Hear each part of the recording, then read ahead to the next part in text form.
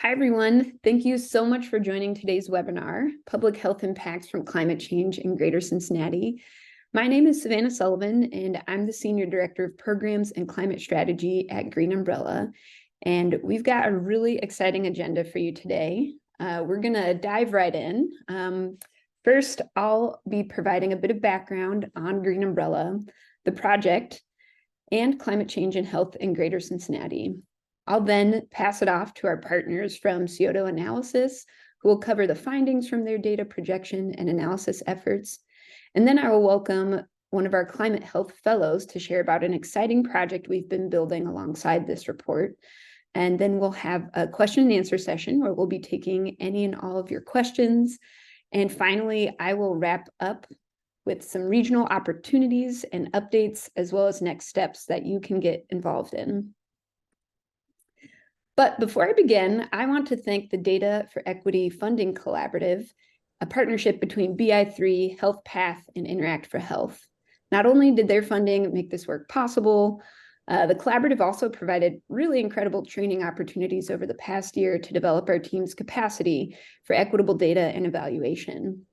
The past year in the cohort not only boosted our team's skills, but also connected us to the amazing work being done by about a dozen other cohort members. There's also another cohort happening in 2024. So I definitely encourage you to not only pay attention to work that'll be coming from our team as we continue our health equity project, but also from all of the other cohort members of the collaborative. So I first want to dive in and just make sure everyone is familiar with Green Umbrella. We are the region's climate collaborative. And what that means is we bring folks together from across sectors and across the region to take action on climate and equity and resilience. We work across a 10-county region, and we also work across 3 different states, Ohio, Kentucky, and Indiana. And I wanted to highlight the little mini team that has been supporting this Data for Equity collaborative project from the Green Umbrella staff standpoint. We have Bamadele Oshamika as well as Nobi Kennedy. They are our regional climate collaborative manager and coordinator, respectively, in addition to myself.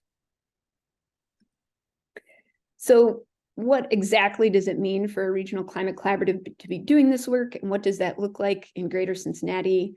We have 4 key elements of our work that we are not only working with local governments, nonprofits, educational institutions, and businesses to achieve. We are also actively engaging frontline communities to be a part of this work across all sectors and issues. So our 4 main goals are reducing greenhouse gas emissions, building resilient and equitable food systems, creating and protecting thriving green space, and supporting local communities in their climate action planning and implementation processes. Climate means all issues to us.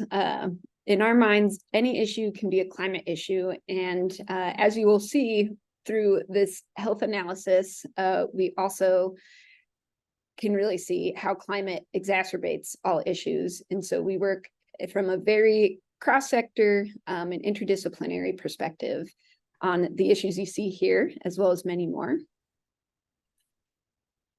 And what we like to say is that climate change is actually a threat multiplier to many other issues that we might be experiencing and interfacing with in our lives.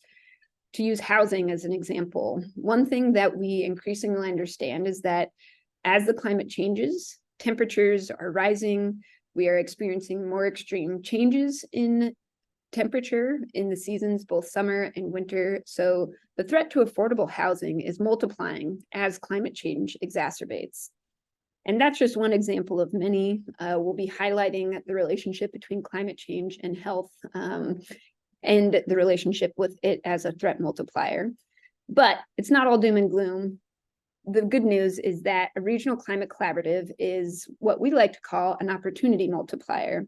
So Green Umbrella, we work across not only our 8 programs, but several additional projects to what you see here to make sure that we are kickstarting and activating communities across our 10 counties to take action on not only green space, as you can see in the upper left corner, but to food policy, to green schoolyards, and making sure our research communities are equitable and focused on climate, as well as engaging frontline communities into climate planning processes in local governments, and many, many, many, many more. But now I want to just begin to characterize what is climate change in Greater Cincinnati, and then also what is sort of our baseline understanding of health equity. And then our partners in Scioto Analysis will really begin to draw connections between those two worlds. So what we know is currently our biggest set of concerns with respect to climate change in Cincinnati are these 6 issues that you see in front, as well as a handful of others. But these really stand out as the ones that we're trying to ensure that communities across Greater Cincinnati know are growing and becoming more intense and frequent concerns. Extreme heat. So not only are we seeing more and more higher heat days, but we're also seeing longer periods of high heat throughout the year. This is also driving pests, which are considered disease vectors. We'll learn more about what diseases from Scioto Analysis, but this is something that as our climate zone changes and we become an overall warmer region, we're going to see not only different types of pests, but different types of diseases associated with those populations. We are seeing higher instance of more extreme and frequent precipitation events, resulting in not only flash flooding, but also riverine flooding, since we are along the Ohio River. And with that comes landslides. We have a very diverse topography across Greater Cincinnati, and many of the regions in our communities are subject to significant land shifts, and we've already seen pretty tremendous impacts from these landslides. And not only are our roads, as you see in the photo here, and our hillsides at risk from the different types of impacts, we also have other infrastructure that is at risk, such as sewers and our water quality infrastructure. So you can see a photo here in the bottom right, kind of characterizing what is a very significant issue in our urban and suburban communities, especially when it comes to sewer. But I also want to highlight that for anyone on septic in our more rural communities, they've also seen significant incidents in flooding. So that's just a high-level overview of some of the climate issues that we experience in Greater Cincinnati. But in the background, I wanted to also give some highlights on what does health look like in Greater Cincinnati currently. We have about 2.26 million people in the 16-county area that we did do the analysis for.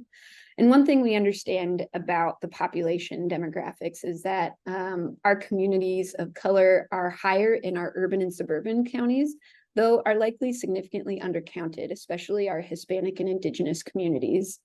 Overall, the region is wider and less diverse compared to US demographics, but with that concentration that I mentioned, there are high equity concerns. Length of life, how long do we live? Overall, we know that regional life expectancy has been relatively flat, but is below the national average by about 2 years. The region has higher or similar death rates than the nation for top causes of mortality, but across the region, life expectancy varies by more than 7 years between the counties, and in some cases can vary by more than 25 years between census tracts within our communities, with West Newport, Kentucky actually having the shortest lifespan, and Indian Hill, Ohio having the longest lifespan. One thing when it comes to race equity is that Greater Cincinnati, Black life expectancy is about 5 years below expectancy of other populations, and the gap is widening. These characteristics of the census tracts I mentioned, lower life expectancy is most likely to be in census tracts that are younger, that are concentrated with communities of color, have less income, they rent their home, and they do not have a vehicle. So these are some of the factors that were considered in the analysis that Scioto Analysis will be covering. But I also wanted to just give a brief overview of how well are we living. One thing that we do understand is that some people and places in the region report higher levels of frequent mental distress, and the pandemic has worsened both mental and physical health in the region, and the ripple effect is still continuing to this day. We also understand that across both physical and mental health factors, that our Black, Hispanic, and Indigenous residents, as well as those with lower incomes, are reporting poorer health outcomes. So we have some key takeaways. Our region overall is lagging the nation in how long we live. Some people and places in our community lag far behind and are experiencing tremendous health disparities. And there are some underlying root causes and inequities that are driving these disparities. Not only the conditions and systems in which people are born, but many premature deaths are also being influenced by mental health and substance abuse issues. But one factor that we are contributing to this conversation in Greater Cincinnati with this report is the underlying background cause of climate change and how that interacts with health. And so with that, I want to just let you know that this is not only being characterized today in our webinar, but we will also be releasing a report. You guys will be the first to receive it in the follow-up to this webinar, and it'll also be posted on the Green Umbrella website. But I want to now pass it over to Rob Moore and Michael Hartnett at Scioto Analysis, who will begin covering the findings from our work. Awesome. Thanks, Savannah. And yeah, we're going to be talking a little bit about these findings that we have on our analysis of climate health equity. So I'm going to give a little bit of the context just to start off. And then Michael will take over, since he did the bulk of the analysis, to talk about some of the results. So let's go to the first slide here.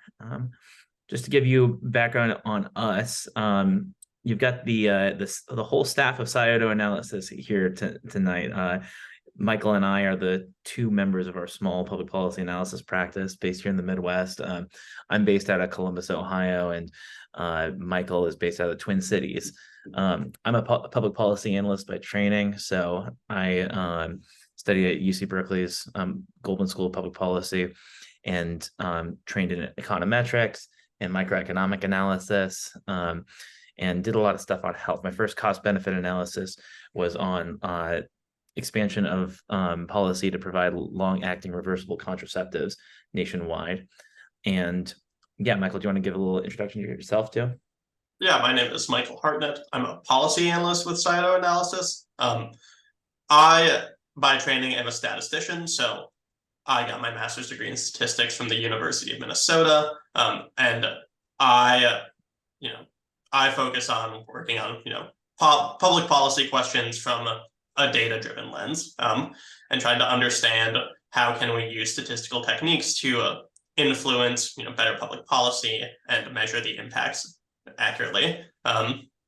I led up most of the modeling and research for this report, or at least for our part of this report, and we focused on how can we sort of take these climate factors and quantitatively assess how it's going to influence health equity. Cool. So let's go to the next slide. We had a few goals we put forth for this analysis. First, we wanted to understand the current state of health equity in the Cincinnati metropolitan statistical area. We wanted to understand what health looks like in the region, and then also how health outcomes are distributed and how they're different between different demographic groups. So Savannah talked a little bit about that before, and where you can see that disparities exist and they can be pretty pronounced geographically and across racial across like racial demographics. And then also even things like income can be really correlated with health outcomes. So first off, we wanted to understand how things are now. Second, we wanted to make projections about how climate change will change health outcomes in the future. So one of the reasons that we were brought in as a partner on this is that we've done some work on projecting, doing projections around climate and health outcomes in the past. We've done some work in Pennsylvania on this, looking at vector-borne illness and heat-related illness. And right now we're working on a study in Wisconsin. And these are actually studies where we're focusing more on local municipal finance. But yeah, we're taking those outcomes and trying to see what's going to happen as the climate change, how that's going to impact health. And then lastly, how those health changes are going to impact health equity. So we have a decent amount of literature now that is showing that people at different income groups, people in different geographies, people of different racial backgrounds tend to, because of much because of historical patterns of discrimination, tend to be impacted differently.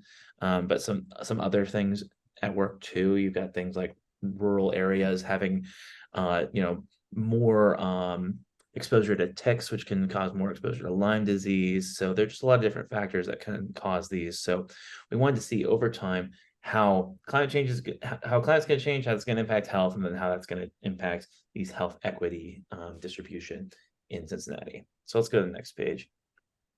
I'm going to give you a little bit of an idea of how we went about doing this. So we've brought together, basically we've got three different things that we're trying to do here. We've got three very different fields of studies that we're trying to marry together. We've got climate science, we have public health, and then we have general demographic analysis. We're trying to bring these three together and get them to interact with one another.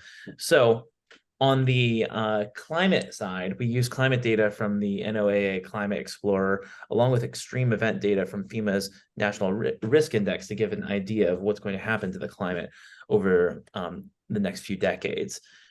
And then the Federal Climate and Economic Justice Screening Tool actually is a really good source for social data. So we're able to find some pretty localized demographic data that then we could use to make our projections and see how climate was going to impact folks with different demographics. And then to bring that together with the health literature, we brought in a host of academic literature on the impact of climate and demographics on health outcomes. So we have there, this is all of these things, all of these three places that I'm talking about, these three fields of study are very deep, and there's a lot going on there. And there are people who have tried to connect these dots. And what we did was we took a lot of national literature and brought it together to see if things work out the way that we've seen them work out in other places, how will that impact Cincinnati? So yeah, that's just to give you the general idea of how this model was built. I'm going to hand it over to Michael now, and he's going to run through all the different health impacts that we looked at and give you an idea of what some of our results are. Thank you, Rob. Before I get started going into this, I just really wanted to emphasize how we did all of this modeling, because I think it's really important to understand how climate change is going to affect health equity and not just health. So first off, we always began with what is the climate impact on health? So, our first slide here is on heat-related illness. And that's a pretty straightforward one, I think, to conceptualize. As the number of extremely hot days increase, we're going to expect more people to suffer from heat-related illnesses. The equity part comes in with what are characterized as the social determinants of health. These are the sort of non-biological factors that we as humans experience that influence our health outcomes. So, race is one that's very important. Just financial resources is a very important social determinant of health, whether or not you can afford to go to see a doctor for something. And so the social determinants of health are really how we look at these, sort of big climate trends, which are going to be very similar census tract to census tract, but actually they're going to provide very different health equity impacts. Two neighbors are going to experience roughly the same number of extremely hot days every year, but they might have very different experiences with that. And, if one of them can afford to have air conditioning in their home. So just keep that in the back of your mind as we're going through all of these. What we're really talking about here is the interaction between the climate variables and the social determinants of health. So with heat-related illness, as I was saying, we know that the temperatures are going to increase and the number of extremely hot days is going to rise in the Cincinnati region. And our models sort of predict that heat-related illness hospitalizations will increase by about 0.5 cases per 100,000 people. That's about a 20-30% increase in the region. It's a little bit hard to see on this map, but hopefully you can pick out that in the middle part of Cincinnati, in sort of the downtown urban areas, there's a lot more dark green. That's sort of where our effects are concentrated. This is for two main reasons. First, the climate reason. We know that there's sort of an urban heat island effect where, metropolitan areas that have lots of impervious surfaces and concrete are going to just be hotter than more rural areas with open air and perhaps more tree cover and shade. And secondly, our social determinants of health. People in the downtown Cincinnati area are going to be more concentrated as our populations of people of color and people experiencing poverty. Those are two very, very important social determinants of health that suggest that heat-related hospitalizations will increase. One final thing to note about heat-related illness is we're only modeling hospitalizations, which you might think of as like the most extreme forms of heat stroke, where you actually need to go see a doctor immediately to not die. But there are lots of intermediary steps, like heat stress is very real and very bad for a lot of people. And just because you don't end up in a hospital doesn't mean that, your life or your day or your health wasn't very, very severely affected by this. So, if we sort of expect these same trends to exist at sort of lower levels of heat-related illness that don't end up with people in the hospital, we're going to sort of assume that health equity is going to worsen, especially for those, more urban, poor people of color in the Cincinnati region. Next slide, please. Another thing we were interested in modeling is the impact that climate change is going to have on respiratory disease in the region. Historically, Cincinnati has an extremely high rate of COPD relative to the rest of the nation. So this is a very, very important issue locally. The climate factor that's going to drive the increase in respiratory disease rate is the increase in particulate matter in the air. There's been research linking increased temperatures to sort of increased ozone exposure for people, and sort of correlating with the climate change is an increase in particulate matter in the air.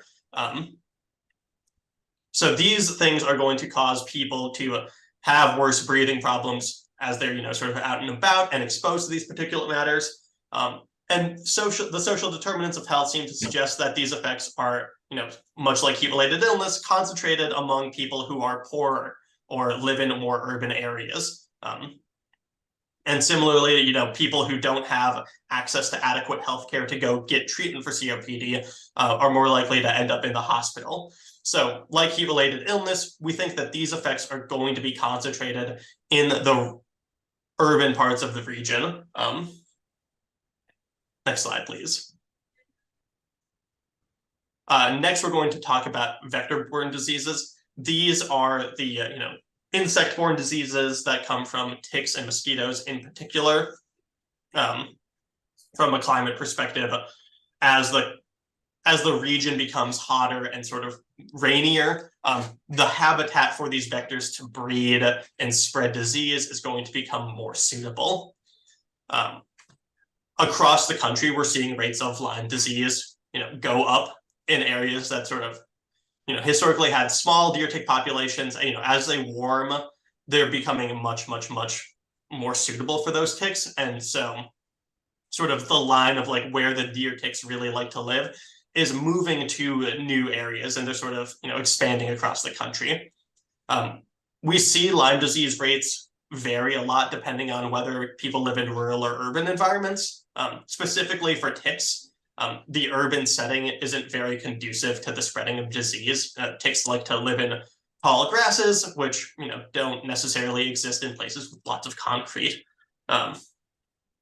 So from an equity perspective, we're sort of going to see the inverse of what we've seen with respiratory disease and heat-related illness, where it's actually the more rural parts of the region that will probably feel this effect more strongly. I also wanted to highlight that with vector-borne disease, there's a very, very serious risk of new diseases coming to the region. We found one study that, looking farther into the future than the rest of this research, we're mostly focused on talking about 2050 outcomes, but by the end of the century, the Midwest is going to become a suitable habitat for mosquitoes carrying dengue fever and malaria to breed and spread disease. That doesn't necessarily mean that those vectors will be in the region by that point, but the habitat will be suitable for them. And so we're sort of really facing this big threat of, very, very serious epidemics coming to the region, which would be very bad. And from a social determinant of health standpoint, those would probably be worse off. It's hard to project what exactly they'll be in those region, but we suspect that those effects would be worse for people who historically have less access to healthcare. So poorer people of color, the new diseases coming to the region might more harshly affect those types of groups. Next slide, please. Next, we're going to talk about waterborne illness. So according to the CDC, one of the health impacts the Midwest is expected to experience is an increase in this waterborne illness. So we really wanted to take a look at it and see how this might manifest in the Greater Cincinnati region. And the good news is that historically, Cincinnati actually has a fairly strong water infrastructure.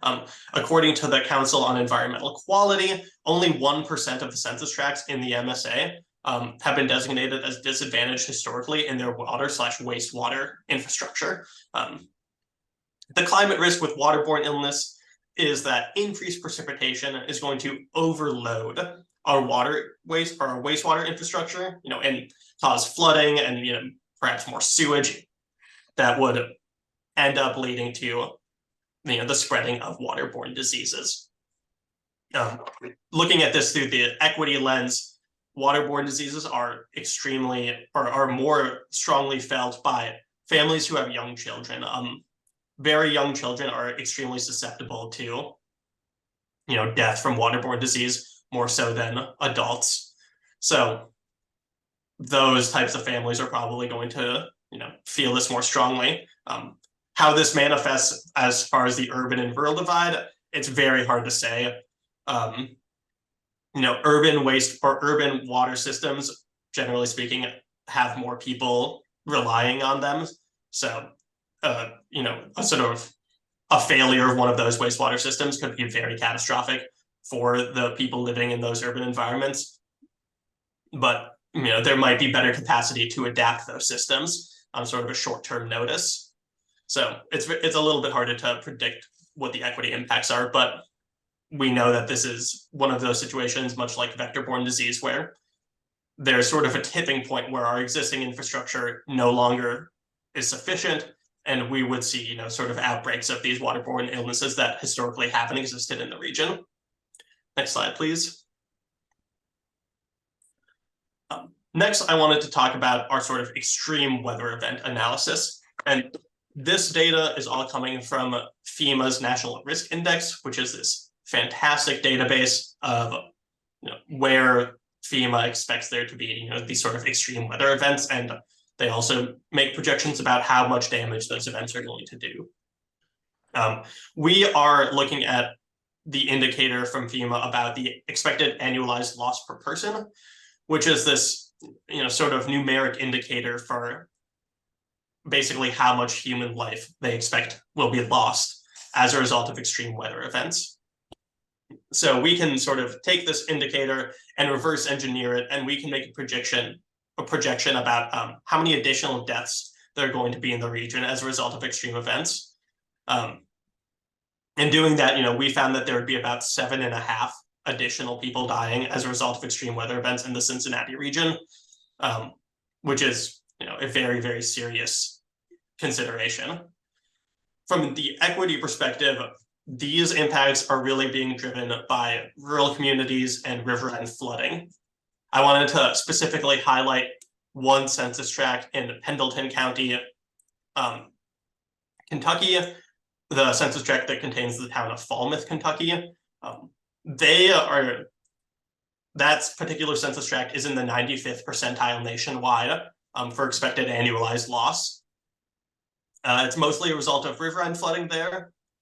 And we, as a result of that one sort of outlier census tract. We're noticing in this region that these effects are more concentrated in the rural communities. And that is true for other census tracts in the region.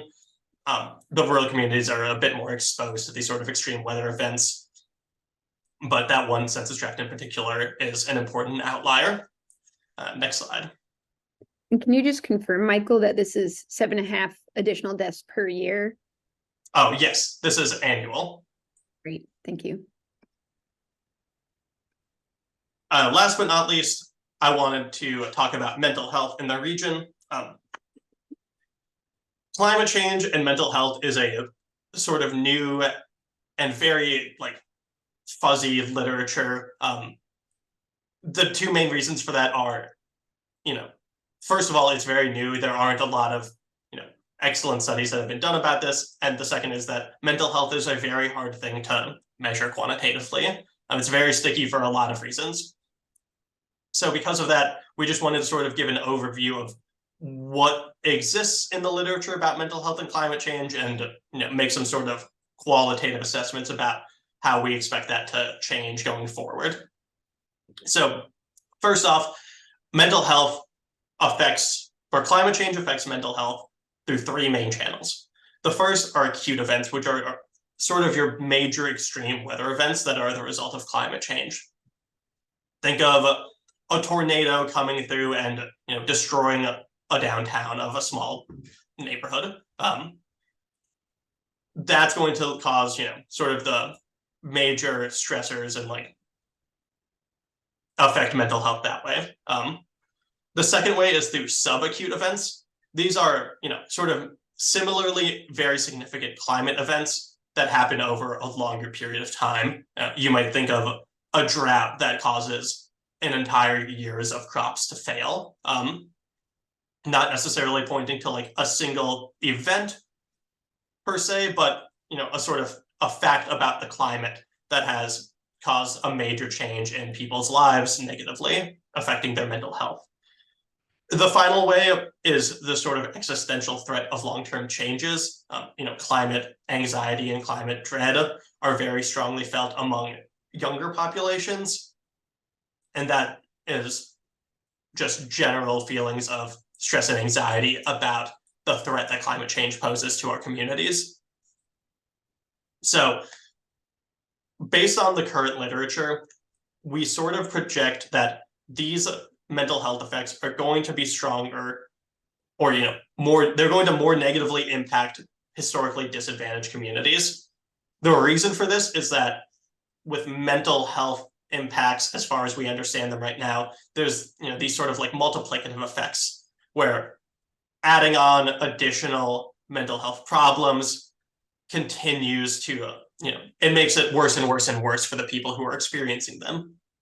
And so the people who already have the people who have been historically disadvantaged and are facing mental health burdens as a result of that are going to sort of get these in addition, and the effects are going to multiply. Another really important part of the mental health conversation regarding climate change is the capacity of our mental health care system to respond to this sort of new burgeoning problem that it's looking at. A survey of mental health professionals from Minnesota found that 80% of respondents believe that climate change was an important problem affecting mental health. So the majority of mental health professionals surveyed identified that climate change was something that they were experiencing as a problem for mental health.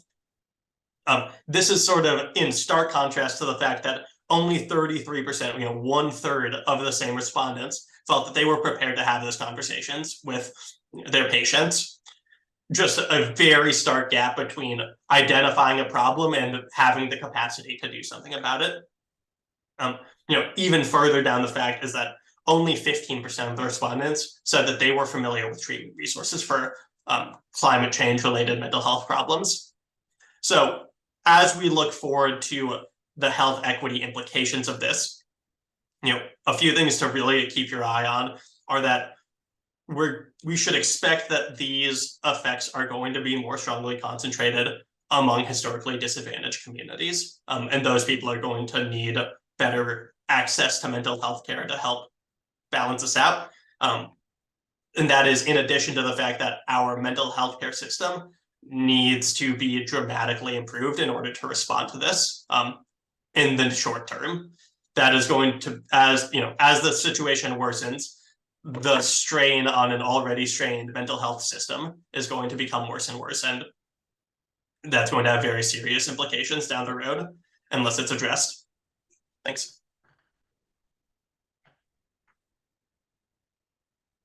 Awesome. Thank you so much, Rob and Michael. And folks, this is just sort of the tip of the iceberg, the key findings from the report. The report will include additional details and maps, so feel free to dig in once we send your way. But I wanted to emphasize that alongside a greater understanding of what the impacts are, we also have been working hard to make sure that we are generating communication and strategy for solutions. So I right now want to introduce Mitch Singstock, who is one of our climate health fellows. We've been hosting 2 this year through a program at University of Cincinnati to work with us on developing some of the strategies and solutions to make sure that not only are folks aware of this information, but they also know what next steps they can take and what policies we can put in place at the community level. So Mitch, I'll pass to you. Great. Hello. I'm glad so many people were able to attend today. So as Savannah mentioned, my name is Mitch Singstock, and I'm a 4th-year medical student at the University of Cincinnati. And something that I wanted to talk about, if you want to go to the next slide, is that a project that we're working on for this upcoming year is a climate and health public service announcements campaign. And so our goal is to cover 12 important climate and health topics each month of the year, choosing topics that are most relevant to that time of the year. So in the spring, we're going to talk about, extreme precipitation and how that can impact health, and flooding, issues like that. And these public service announcements will be targeted both towards individuals and towards organizations that we can share. And the bulk of it, and what we really tried to spend the most time thinking about, was not just articulating these problems, but talking about how to solve them and solutions. And so be on the lookout for more details about that to come soon. Thank you so much, Mitch. And I also want to give a shout out to the Green Umbrella staff that have been working closely with Mitch and Leah on developing this resource. Both Bomadele and Nobi have been making sure that we are bringing in the systems change strategies that Green Umbrella works on across our programs into this PSA campaign. So this campaign will be available on our website starting in January 2024, not only to be as a learning resource for you and yourself and your neighbors, but also to share. So these resources will be shareable on your own platforms, as Mitch said.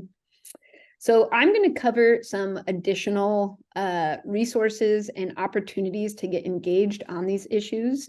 But first, we want to open it up for about 15 minutes for questions from our audience. And feel free to ask questions to Scioto Analysis, to our health fellows, both of which are online, or the Green Umbrella staff. We'll make sure that we get your questions answered. And you're welcome to come off of mute or drop your question into the chat. And while you're thinking of questions, I'm going to throw one to Scioto Analysis to get us started, because this question has been popping up in conversations that we've been having. Rob, can you start us off by sharing your thoughts how this analysis and our understanding of climate health equity in Greater Cincinnati connects to another issue that we've been hearing a lot about, which is Greater Cincinnati being a climate haven and expecting population growth in our region? Yeah, great question. And I think this conversation about climate havens kind of gets into this this space where we talk about climate change being a coastal problem. And obviously, if you're living in Florida, I think it's pretty clear that the impacts are going to be bigger if you're living in a place that is near the coast. Does that mean that we're going to be safe from climate change in places like Cincinnati? The answer is no. We still have problems with flooding. We still have problems with heavy precipitation, especially in rural areas that are agriculturally based. They're going to have like pretty big impacts that are going to happen, which is something we didn't even get into, looking at the economic impacts of changing climate and how that impacts agriculture, which from all the projections looks like it's not going to be good in Ohio. Good for some crops, very bad for some crops. On net, probably a net negative to the agriculture industry. Will there be people who move to Cincinnati because of climate change? The evidence says yes.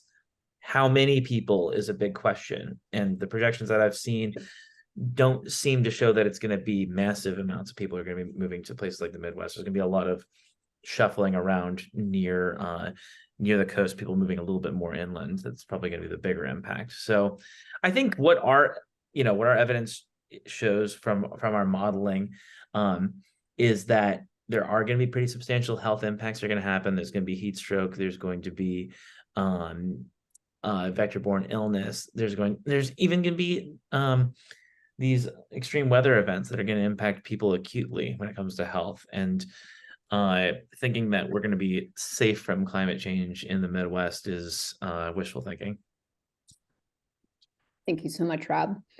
So we have a question from Tony. Hi, Tony. So this is for Scioto Analysis and anyone else from our team who wants to jump in. A lot of your data focuses on historically marginalized urban communities and rural communities, but those communities are moving, shifting, and being driven to suburbs. Are you able to speak to the changing demographics of urban and suburban environments and the impacts of climate on those communities? I'll take this one. Yeah, that's a very, very good question. How do changing demographics interact with all these? That's just another layer of complication onto it that we didn't really address here. I would say the moving and shifting is probably not going to have too much of an effect on health equity, just because it doesn't necessarily affect sort of the underlying social determinants of health. There are some that certainly will be affected. I think in particular of like people in extremely hot urban environments, moving to perhaps cooler spots in rural areas. That's a very important thing to consider. But this is certainly one of the limitations of our analysis. We only can look at we're only looking at sort of the current demographics, but I suspect that the social determinants of health are probably going to remain pretty similar, even with some of this, demographic or this shuffling. Yeah, thank you, Michael. And I'll just add, mostly from an observational standpoint and conversations with some other regional partners, as development has shifted and concentrated in different urban or suburban communities, we have seen a shift in some populations due to kind of gentrification or different development tactics, where we are seeing some lower income and or communities of color shifting into more suburban communities. So that's really the only current observational shift that we have observed so far, but to Michael's point, not able to sort of currently include in the analysis as is, but we will certainly be paying attention to that moving forward. Our next question. I'll just say a quick aside with that too. We didn't think in 2005 that we were going to have this big increase in suburban poverty, and that we're going to have this diversification of the suburbs. This has been a big demographic shift that like no one saw coming even just 20 years ago, and we're looking 20-30 years into the future. So there are going to be demographic changes that are going to happen that we're not going to predict. We're looking in the crystal ball right now, and we're doing the best we can to try to make estimates about what will happen in the future. But big demographics changes can always impact what will happen in the future. Yeah, thank you, Rob. Unfortunately, we have some, local data partners such as yourself who can help us understand that as things change.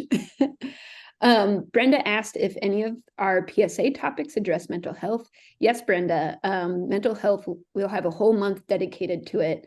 And the other key topics, I'll just list them off real quick so you know what's coming. We've got energy, waste, flooding, vector-borne illnesses, water quality, heat, extreme weather, air quality and asthma, ragweed/allergies, the interaction between our politicians and policy, and the opportunity to take action on climate health, food access and diet, as well as mental health. So those are our 12 topics that you'll see.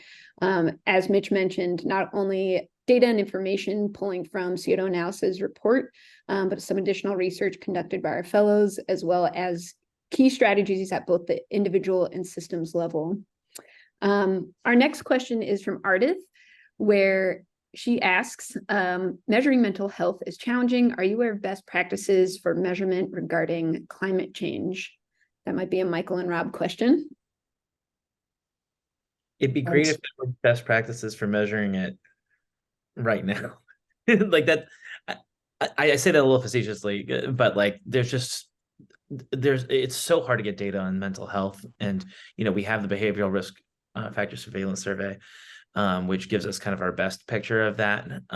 But it's very difficult for us to, like, a lot of the literature on what the impact on climate on mental health is still pretty burgeoning. And that's the main reason that we didn't put these quantitative estimates to the mental health data, was we just didn't feel good enough about the literature to be able to do that.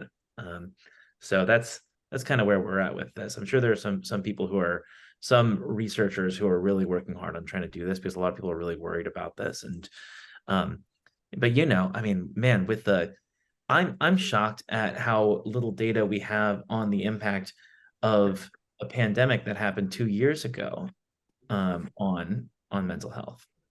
3 years ago now. Like, we still are trying to figure out and unpack what the mental health impacts were of COVID-19, the disease itself, and the side effects of the massive amounts of social distancing measures that were taken. We're still trying to figure that out. So we have some leading indicators. We have things like suicide rates and diagnosed levels of depression and things like that. But it's still, I mean, like, what percentage of total incidents is that really catching? I mean, levels of anxiety are very hard to measure. A lot of this stuff is, we're just still scratching the surface on it. And in the UK, I mean, they do as part of their general social survey, a question where people self-assess their anxiety, which that we don't have that in our general social survey. But I know that there are some researchers who are really working on trying to get more of that done. There's a lot of the stuff that's been worked in places like the American Time Use Survey. But yeah, we still got a long way to go on a lot of this stuff. And Mitch, I wonder if you might be able to share, just from your experience as a medical student and future doctor, kind of what your experience is in navigating sort of and assessing mental health as a practitioner, and how that might be helpful. Yeah, that's a great question. One, I can't really speak to best practices, but when they've sampled the kind of just the United States population about what level of anxiety people have towards climate change, and the majority of Americans state that they feel anxious and afraid about climate change. And especially when you look at younger populations, the number of people who are incredibly anxious about climate change is somewhere like 70+%. And so I think that when you are assessing people and kind of considering what's going on, increasingly and more going into the future, I think it'll be a backdrop for anxiety disorders and depression, where that's kind of one way that people manifest a lot of their concerns. And so it's something that I think mental health professionals need to be prepared to talk about, because I know that in my experience, I've seen patients who are depressed or who have attempted suicide and cite climate change as a reason for why. And we need to be able to talk about that with people. And I think one of the things that hopefully will come through this analysis and looking at potential solutions for these problems is that these are all solvable problems, and that we can solve them. And so being able to bring some optimism into into both that mental health interaction between a patient and provider, but then on the broader scale, is that when we are optimistic, we're more likely to do something, but also it's simply better for our mental health, and it allows us to keep moving forward. Great. Thank you, Mitch. And I just want to highlight to everyone in the chat that we have a local person, Bailey, from the Climate Reality Project on who has shared some great links. I've also dropped a link that has been helpful for our team in navigating what is a very complex issue, the relationship between climate change and mental health. Our next question is from Bill in Kentucky. So has the Scioto team ever done a forecast on the economic/financial impact of these changes in health outcomes? Can you share about what that might look like, or how we might find more information in the future related to this? Yeah, so we have explored the sort of economic and financial impacts of climate change in other contexts. Our work in Pennsylvania in particular has been sort of about what the sort of other knock-on effects of these are. Those are mostly focused on the local government finance impacts. But in this context, we haven't done that yet. What that would look like, it would be a lot of questions of how. The real big question is, how much do we value public health as a society, and what resources have to go into maintaining current levels of public health. And there's actually pretty solid data about that. That wasn't really the focus of this assessment, but going forward, that is certainly something that could and probably should be done to really understand the scope of these impacts. I don't know, Rob, do you have anything else to add to that? Yeah, I mean, this is what ties this back to public policy, because this is where policymakers actually have levers. They can go and make budget decisions that then can impact public health. And when policymakers are making decisions, they're often thinking about them in dollars and cents, measuring them in dollars and cents. So we really try to tie things back to the economic impact as much as we can. A problem that comes with a lot of this is, if you're looking through a narrow GDP perspective, every new case of heat-related illness or vector-borne disease or respiratory disease that happens, that's new dollars changing hands because people are putting themselves through the healthcare system. So if we look at things through that, wow, this is great, it's growing our economy. It's well, wouldn't our economy be better if people just didn't have to spend on those things in the first place?